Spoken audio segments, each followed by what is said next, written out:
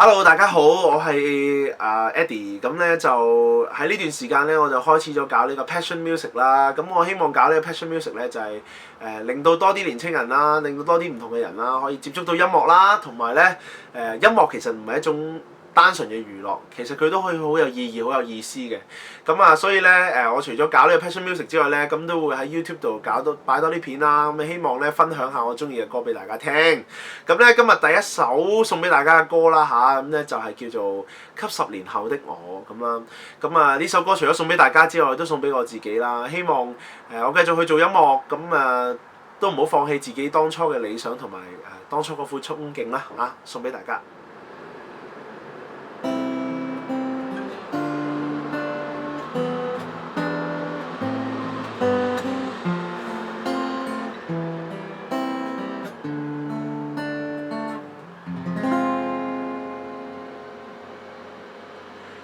這10年來做過的事，能令你無悔驕傲嗎？那時候你所相信的事，沒有被動搖吧？對象和緣分已出現，成就又還算不賴嗎？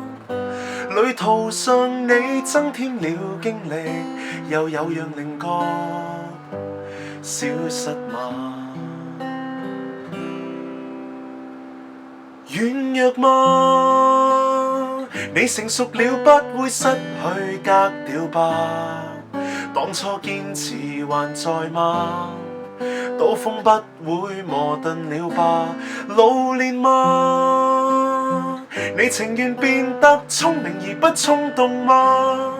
但變成步步停下三思，會累嗎？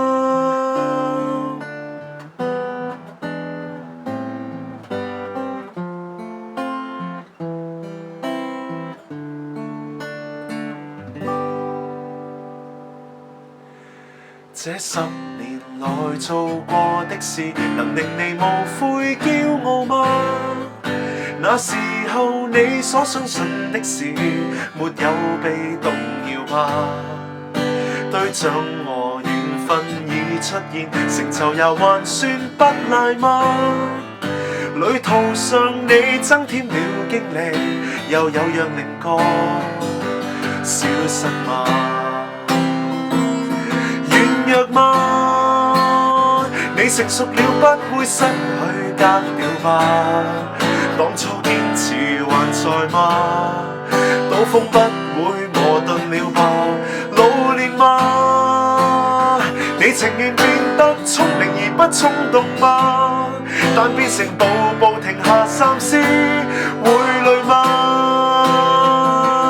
快樂嗎？你還是記得你跟我約定吧？區幾場成敗裏，應該不知麻木了吧？快樂嗎？你忘掉理想，只能忙於生活嗎？別太遲，有10年後至想，你快樂嗎？